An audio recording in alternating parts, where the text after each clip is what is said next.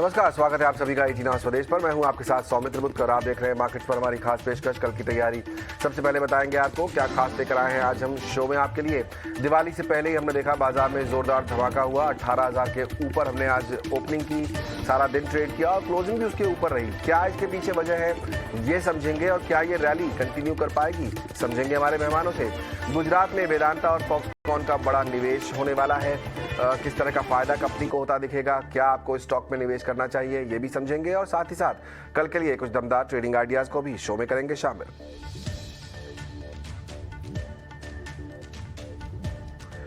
करीब 5 महीने के बाद निफ्टी आज फिर एक बार 18,000 के पार बंद हुआ है। निफ्टी 134 अंक चढ़कर 18,070 के ऊपर बंद हुआ। सेंसेक्स में भी हमने 450 अंकों की तेजी देखी।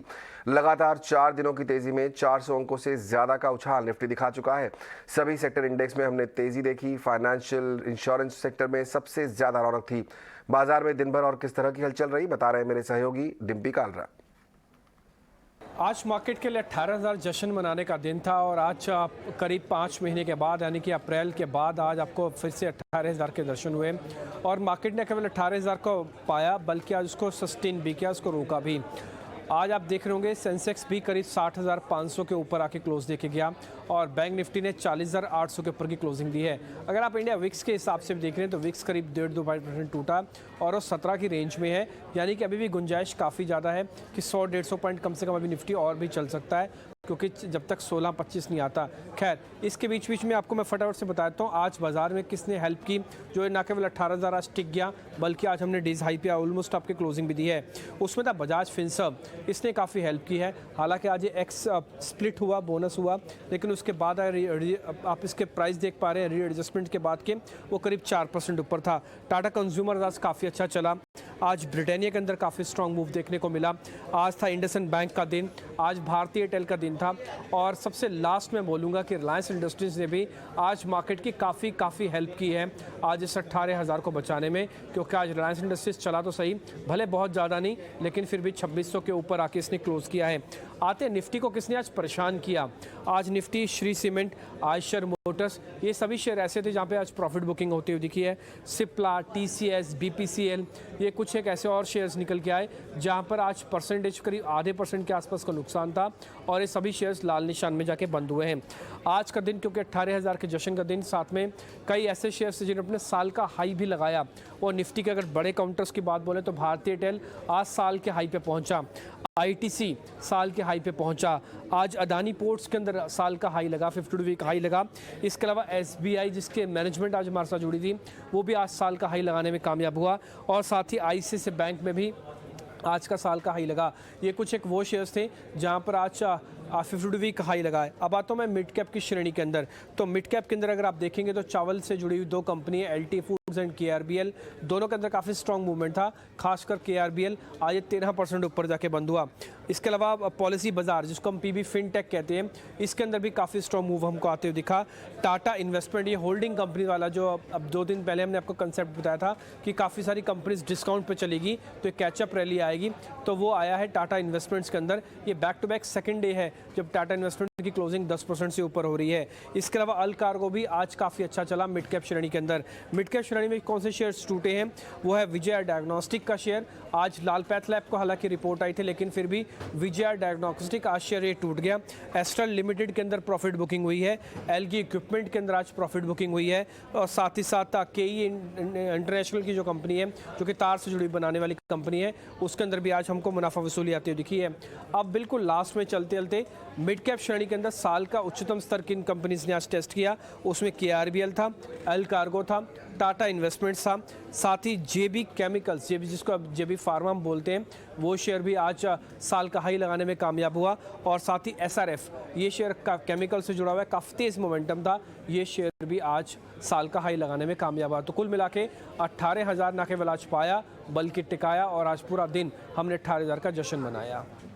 बिल्कुल, पूरा दिन 18,000 का जश्न हमने मनाया। जैसा कि हमने आपको बताया कि 5 महीने के बाद फिर 18,000 के पार पहुंचे हैं हम। इससे पहले 4 अप्रैल को निफ्टी ने 18,000 का स्तर छुआ था। ये जो सफ़र है पिछले 5 महीने का, ये किस तरह का रहा है बाजार के लिए, ये मेरे साथ एक खास डिटेल लेकर जुड़ रहे हैं मेरे सहयोगी शरद दुबे। उनके पास चलते हैं। बताइए शरद। जी बिल्कुल, अब आप कह सकते हो ऑलमोस्ट 5 मंथ्स के बाद जो है निफ्टी जो है 18,000 के लेवल्स को टच की है।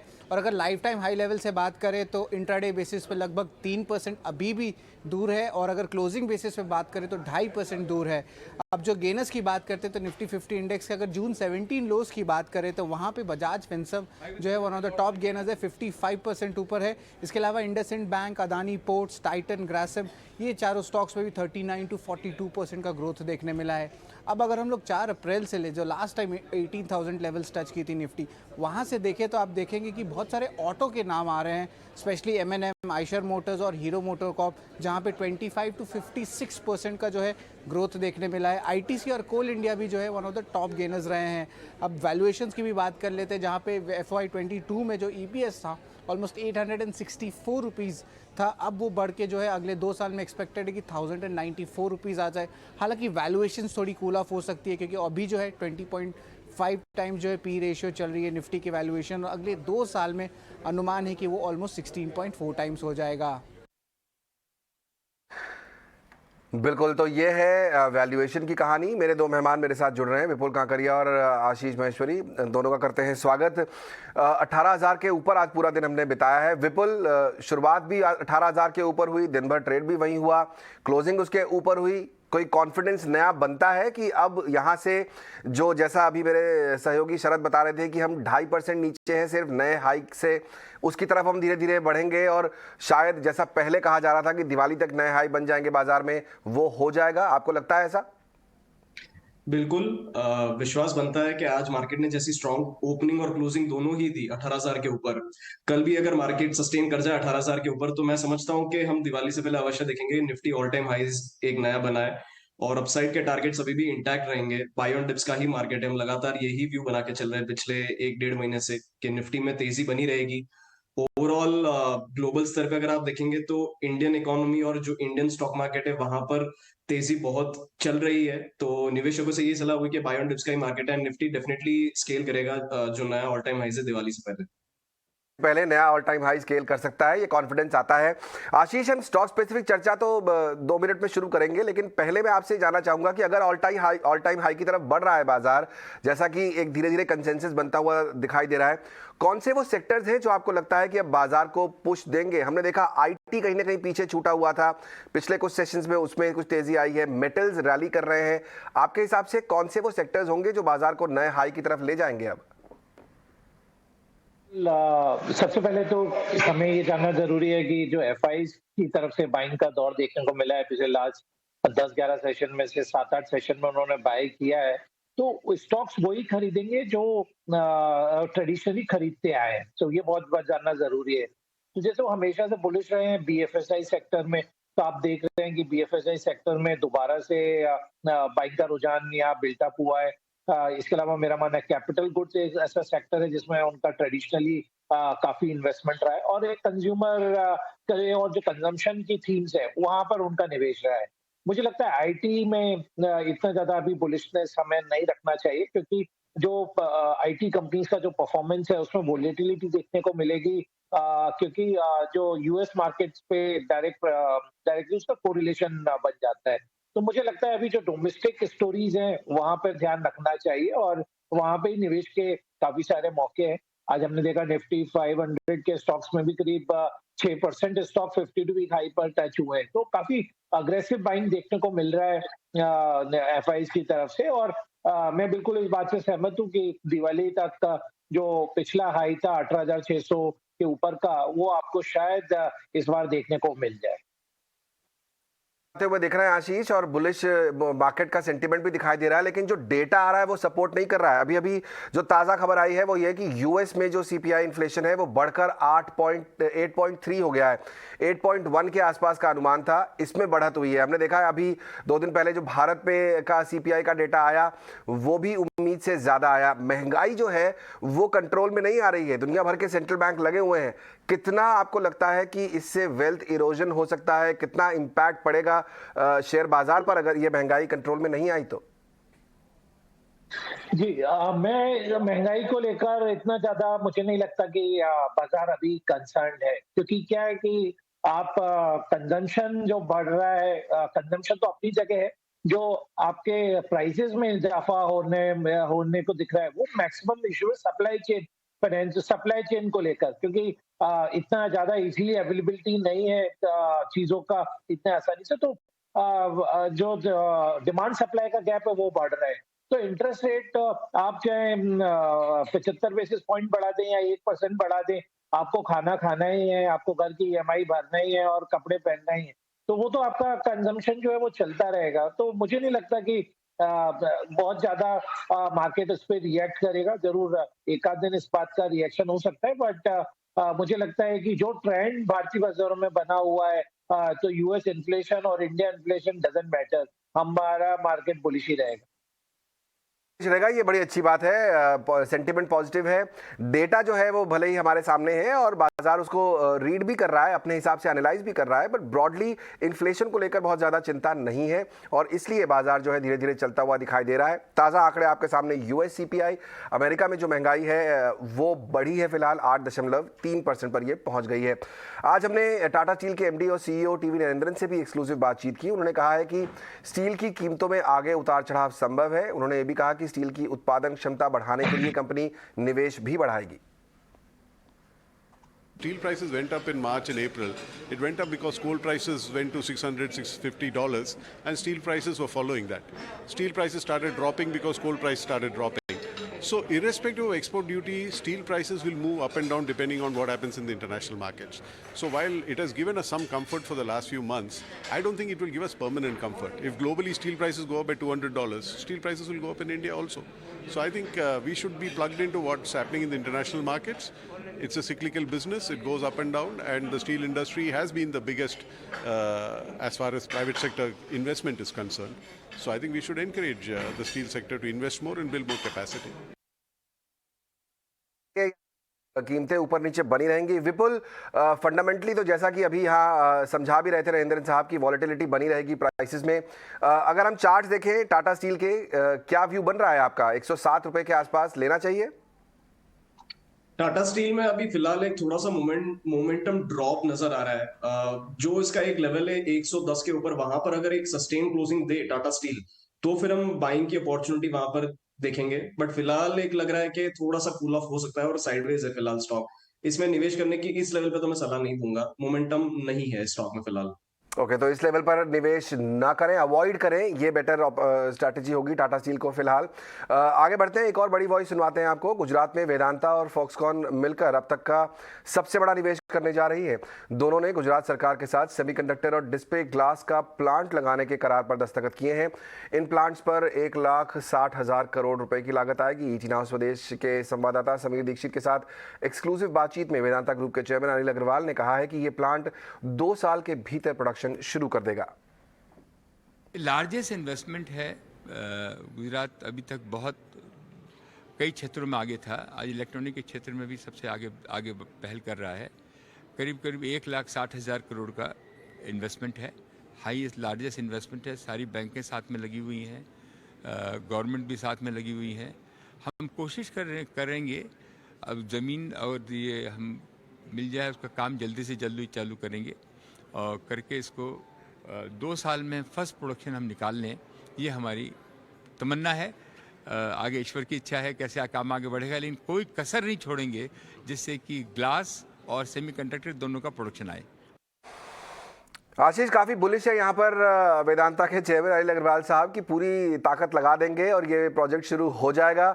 किस तरह का फायदा कंपनियों को मिलता दिखेगा आपके हिसाब से? देखिए, बिल्कुल एक बड़ा कैपेक्स का प्लान है और जो पोटेंशियल तो है ही सेमीकंडक्टर के बिजनेस में, ये सबको मालूम है। और इनफैक्ट पॉजिटिव बात ये है कि एक सबसे पहला जो प्लांट आएगा, इनफैक्ट टाटा से भी पहले, वो वेदांता का फॉक्सकॉन के साथ में होगा। बट मुझे लगता है कि जिन निवेशकों का लंबी अवधि का नजरिया है, तो वेदांता वैसे भी अच्छी स्टोरी है, क्योंकि मेटल, ऑयल एंड गैस और ये इसके साथ में अब आगे जाके सभी कंडक्टर भी इन कंपनीज में ऐड हो जाएगा। तो लंबी अवधि के निवेशकों के लिए बिल्कुल अच्छा बैट है। शॉर्ट टर्म में मेरा मानना है ये ट्रिगर नहीं है। शॉर्ट टर्म तो आज चूंकि नॉन फेरस मेटल के जो स्टॉक्स थे, वहां पे हमने एक अच्छा मोमेंटम देखा क्योंकि डॉलर में थोड़ा सा वीकनेस था, तो उसका इफेक्ट देखने को मिल रहा है। बट यदि 2 साल का आपका निवेश का होराइजन है, तो बिल्कुल वेदांता में आप निवेश कर सकते हैं। मेरा मानना है करीब 30 से 40% की अपसाइड यहाँ पर बिल्कुल उम्मीद कर सकते हैं। 30 से 40% की अपसाइड, लेकिन हाँ लॉन्ग टर्म बेट है, ये ध्यान रखिए, समय देना होगा स्टॉक को। वेदांता अपने आप में एक अच्छी स्टोरी दिखाई दे रही है। मेटल्स में अगर मैं बात करूं यहाँ पर विपुल, तो इस समय आपको क्या पसंद आ रहा है ट्रेडर्स को अगर कुछ सेलेक्ट करना हो, क्योंकि मोमेंटम पिछले कुछ दिनों में देखा है, मेटल्स हमने देखा एज ए सेक्टर भी परफॉर्म अच्छा कर रहा है। कोई ऐसा स्टॉक जो आपको पसंद आया हो? मेटल जैसे अभी हम देख रहे थे, एक तो जो उसका लीडर है टाटा स्टील, वहां पर थोड़ा मोमेंटरी पॉज नजर आ रहा है। आज जबकि वेदांता की न्यूज आई थी तो उसमें मोमेंटम बना था, हो सकता है इसमें मोमेंटम कैरी फॉरवर्ड हो शॉर्ट टर्म बेसिस पे भी, बिकॉज एक तो जो स्टोरी है सेमीकंडक्टर की, उससे काफी अच्छा मोमेंटम मिलेगा इस स्टॉक को। एंड सेकंड जो है एलाइड ऑटो सेक्टर्स, जहां पर हमने काफी बार देखा था कि भाई सेमीकंडक्टर की शॉर्टेज होने की वजह से वहां पर हमें इश्यूज आए थे, तो यहाँ पर कुछ हद तक वो रिजॉल्व हो सकते हैं। तो वेदांता ही मेरा पिक रहेगा, बट ओवरऑल मेटल सेक्टर पे अभी फिलहाल मेरा इंटरेस्ट नहीं है फॉर शॉर्ट टर्म के बेसिस पे। Okay, fair enough. Short term में यहाँ पर मेटल्स पर बेट नहीं करेंगे, नज़र आप वेदांता पर ही रख सकते हैं। दोनों मेहमानों को पसंद आ रहा है, वो एक स्पेस है। एक स्पेस और जो बड़ी अच्छे से बज़ कर रही थी आज बाजार में, वो थी चावल शेयर। इनमें हमने देखा कि ज़ोरदार तेज़ी देखने को मिली है। एलटी फूड्स और केआरबीएल, ये दो बड़ी कंपनियां हमारे देश की जो चावल के बिजनेस में हैं, 10 से 12%, 13% तक की तेज़ी देखने को मिली। मेरे साथ अशेषा जुड़ रही है, मेरी सहयोगी, उनसे समझते हैं पहले कि क्या कारण था इस तेज़ी का। बताइए अशेषा। जी हाँ, राइस स्टॉक्स की बात करते हैं। केआरबीएल, एलटी फूड्स, सभी में तेज़ी देखने को मिल रही है। इनफैक्ट केआरबीएल तो 52 वीक हाई लेवल्स पर ट्रेड कर रहा है। याद रखें कुछ दिनों पहले एक्सपोर्ट ड्यूटी लगाई गई थी ब्रोकन राइस पर, इसमें से बासमती एक्सक्लूड किया गया था और केवल ब्रोकन राइस पर एक्सपोर्ट ड्यूटी लगाई गई थी। अभी रिपोर्ट्स का ऐसा मानना है कि जो स्टॉक पोर्ट्स पर है उसको एग्जेम्प्ट कर दिया जाएगा। इनफैक्ट जो 9 से 15 सितंबर तक जो कंसाइनमेंट्स ऑलरेडी पोर्ट पर पहुंच चुके हैं उस पर एक्सपोर्ट ड्यूटी नहीं लगाई जाएगी। केआरबीएल की याद रखें स्ट्रॉन्ग प्रेजेंस है स्वीडन और नॉर्वे में। In fact around 41% of their revenue export से आता है। एलटी फूड्स की भी बात कर लेते हैं। 15% बासमती मार्केट शेयर है उनका यूरोप में और 68% रेवेन्यू उनका भी एक्सपोर्ट से आता है। राइस प्लेयर्स की बाकी भी बात कर लेते हैं। याद रखें कि बासमती हम एक्सपोर्ट नहीं करेंगे और उसके ऊपर एक्सपोर्ट ड्यूटी भी नहीं लगाई जाएगी। 10 to 20% ही केवल रेवेन्यू आता है नॉन बासमती सेगमेंट से और इसीलिए राइस स्टॉक्स पर ज़्यादा इम्पैक्ट देखने को नहीं मिलेगा जो एक्सपोर्ट ड्यूटी लगाई गई है उसके कारण। इंडिया को वैसे भी काफ़ी एडवांटेज है, जैसे कि मैंने बताया बासमती पर एक्सपोर्ट ड्यूटी नहीं लगाई जाएगी और वो वैसे भी एक्सपोर्ट नहीं किया जाता। इंडियन राइस कंपोनेंट्स के इन्वेंट्री लेवल्स भी काफ़ी स्ट्रॉन्ग है और डिमांड एक्सपोर्ट की बासमती सेगमेंट में काफ़ी बढ़ भी गई है जिस पर एक्सपोर्ट ड्यूटी नहीं लगती। सो कई रीज़न है जिसके कारण राइस स्टॉक्स फोकस में रहेंगे, लेकिन प्राइमरी रीज़न यही है कि जो एक्सपोर्ट ड्यूटी लगाई गई थी वो अब जो स्टॉक ऑलरेडी पोर्ट पर पहुंच गया है उसके ऊपर नहीं लगाई जाएगी। ओके, तो ये है खबर वहां पर जिसकी वजह से हमने देखा ये स्टॉक्स चल रहे हैं। विपुल, केआरबीएल, एलटी फूड्स दोनों ही 10% के ऊपर, क्या कोई कॉल बनता है शॉर्ट टर्म में या अब लेट हो गए? I think by on dips की सलाह रहेगी यहाँ पर, क्योंकि एक जो मोमेंटम था इसका ऑलरेडी स्टॉक रैली कर चुका है 15 से 20% पिछले कुछ सेशंस में, तो हो सकता है कि हल्की मुनाफा वसूली भी आ जाए। तो बाय ऑन डिप्स हम अवश्य देखेंगे इन दोनों काउंटर्स पे। फिलहाल इस करंट प्राइस पे तो मैं सलाह नहीं करूंगा फ्रेश एंट्री के लिए। बाय ऑन डिप्स की सलाह रहे। ये दोनों ही स्टॉक जो है मोमेंटम में दिखाई दे रहे हैं। गिरावट आए तो लीजिए, जाहिर तौर पर तभी रिस्क रिवॉर्ड रेशो बेहतर दिखाई देगा। जो न्यू एज टेक फर्म्स हैं आशीष, उनमें भी आज काफी हमने बस देखा। पीबी फिनटेक जैसा स्टॉक वो भी 10% ऊपर जाकर बंद हुआ। पिछले लंबे समय से इस पूरे स्पेस पे चर्चा चल रही है, कुछ लोगों को ये पसंद आती है, कुछ नहीं पसंद आती है। आप क्या कॉल दे रहे हैं? पीबी फिनटेक जैसे फॉर एग्जांपल एक स्टॉक ले लें जिसमें 10% की तेजी आज थी, क्या करना चाहिए अब? जी बिल्कुल। अब जोमेटो, पीवी फिनटेक, इन जैसे स्टॉक्स जो थोड़े से बीटन डाउन हो गए थे, तो वहां पर थोड़ा बहुत बाइंग का रुझान देखने को मिल रहा है। तो अब उसका रीजन ये है सिंपल कि जहां जहां म्यूचुअल फंड्स या इंस्टीट्यूशन इन्वेस्टर्स के पोर्टफोलियो में स्टॉक है और जो उन्होंने ऊपर के लेवल पे खरीदा हुआ है, वो थोड़ा सा एवरेजिंग कर रहे हैं इन स्टॉक्स में, क्योंकि जो वर्स्ट है वो ऑलरेडी प्राइस्ड इन हो चुका है, पहली बात। दूसरी बात ये कि अब आगे जाकर जो वैल्यूएशंस हैं वो भी जो स्ट्रेस थे बहुत ज्यादा, पीवी इन्फोटेक 1000 रुपए के ऊपर का था, अब इतना यहाँ पे इस करेक्शन पे वहां से 40% नीचे ऑलमोस्ट हमने 600 के लेवल भी यहाँ पे आके देखे हुए हैं। तो वैल्यूएशन थोड़े से अभी अट्रैक्टिव नजर आने लगे हैं। तो मुझे लगता है जो रैली बिल्टअप हुई है जोमेटो, पीवी इन्फोटेक, नायका जैसे स्टॉक्स में, वो चलेगा, क्योंकि दूसरे सेक्टर जहां जगह प्राइस इन हो गए या वैल्यूएशन रिच हो गए हैं, वहां से अब इन्वेस्टर वैसे ही सेक्टर ढूंढ रहे हैं जहां पर अभी स्टॉक्स में ज्यादा इजाफा नहीं हुआ है। तो बिल्कुल जो आपको मोमेंटम देखने को मिला है आज इन स्टॉक्स में, मेरा मानना है अभी और जारी रहेगा। तब जारी रह सकता है तो आपके फोकस में ये शेयर रह सकते हैं, लेकिन अपने वित्तीय सलाहकार से पता करें, उसके बाद ये स्टॉक्स पर दांव लगाएं, चाहे शॉर्ट टर्म हो या लॉन्ग टर्म। लेकिन मेरे मेहमानों के पास भी कुछ स्टॉक आइडियाज हैं। कल का ट्रेडिंग सेशन अभी बाकी है, कौन से स्टॉक्स पर वो फोकस कर रहे हैं ये जानते हैं। वक्त है वीआईपी शेयर्स का।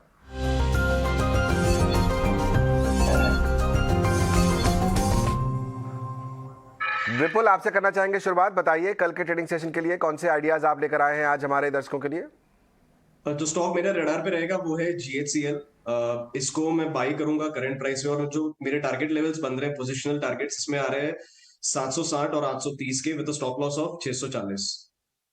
640 का स्टॉप लॉस लगाइए GHCL में। आप टारगेट यहां पर 760 और 830 तक के अचीव कर सकते हैं। 688-89 के आसपास जाके ये स्टॉक बंद हुआ है आज 5-5.5% ऊपर। GHCL आपकी लिस्ट में होना चाहिए। आशीष, आपकी तरफ से कौन से आइडियाज होंगे? देखिए, मुझे लगता है कि आज जो सीपीआई डेटा है उसके बाद थोड़ा सा कल बाजारों में गिरावट का माहौल रह सकता है, थोड़ा सा करेक्शन आप उम्मीद कर सकते हैं। बट यदि आप स्टॉक को, मेरे जो स्टॉक मैं सजेस्ट कर रहा हूँ उसको थोड़े दिन होल्ड करेंगे तो काफी अच्छा रिटर्न मिलेगा, और उसके पीछे मैं आपको जस्टिफिकेशन देता हूँ। जो स्टॉक है वो है ACC। मेरा मानना है ये अडानी ग्रुप की कंपनी बन गई है, पहली बात। दूसरी बात ये है कि इसका और गुजरात अंबुजा के वैल्यूएशन में बड़ा गैप है। यदि गुजरात अंबुजा का वैल्यूएशन देखें तो वो 96,000 करोड़ रुपए के आसपास मार्केट कैप है, जबकि 48,000 करोड़ का मार्केट कैप है, जबकि इसकी जो कैपेसिटी अंबुजा के 30 मिलियन टन की है और ये 33 मिलियन टन की कैपेसिटी है, और ऑलमोस्ट दोनों ही कंपनी डेट फ्री है। इसके अलावा इसके पास में RMC के करीब 80 से ज्यादा प्लांट है, 56,000 से ज्यादा डिस्ट्रीब्यूशन नेटवर्क है, और काफी सारा एक्सपेंशन भी अब ACC कर रहा है, और अंबुजा के कंपैरिजन में प्राइस का प्रीमियम भी ACC के प्रोडक्ट्स को मिलता है। तो मुझे लगता है कि ये स्टॉक में अभी भी बहुत फेज बाकी है। मेरा इस स्टॉक के लिए 2800 रुपए का टारगेट, इनफैक्ट दिवाली है उसके बाद तक भी पॉसिबल है। इस स्टॉक को बिल्कुल मिस नहीं करना चाहिए। मैंने लास्ट वीक भी आपके चैनल पे अंबुजा का स्टॉक रिकमेंड किया था, जिसमें करीब हमने 15% की अपसाइड एक वीक में ही आते देखा, और ऐसा ही मेरा आज मानना है कि ACC में भी आगे जाके आपको मूवमेंट बिल्कुल मिलेगा। और स्टॉक का 52 वीक लो 1900 और 2570 है, तो कोई बहुत ज्यादा स्टॉक बड़ा भी नहीं है, तो बिल्कुल इस स्टॉक को मिस नहीं करना चाहिए। बिल्कुल, तो ACC होगा वो स्टॉक जिसको आपको मिस नहीं करना चाहिए। यहाँ पर डाउनसाइड लिमिटेड, अपसाइड ज़्यादा दिखाई देती है। पिछले हफ्ते भी अच्छा परफॉर्मेंस स्टॉक ने दिया, आगे भी 2800 तक के टारगेट आपको कुछ समय में मिल सकते हैं। नज़रिया थोड़ा लंबा रखिए, मीडियम टू लॉन्ग टर्म आपको इस स्टॉक में बेहतरीन रिटर्न मिलेंगे। बहुत बहुत शुक्रिया विपुल और आशीष, समय निकालकर आज शो में शामिल होने के लिए। चलिए शो को यही समेटेंगे। कल की तैयारी की तरफ से मुझे और पूरी टीम को दीजिए इजाज़त। हम लेंगे एक ब्रेक, लेकिन आप बने रहिए ET Now स्वदेश के साथ।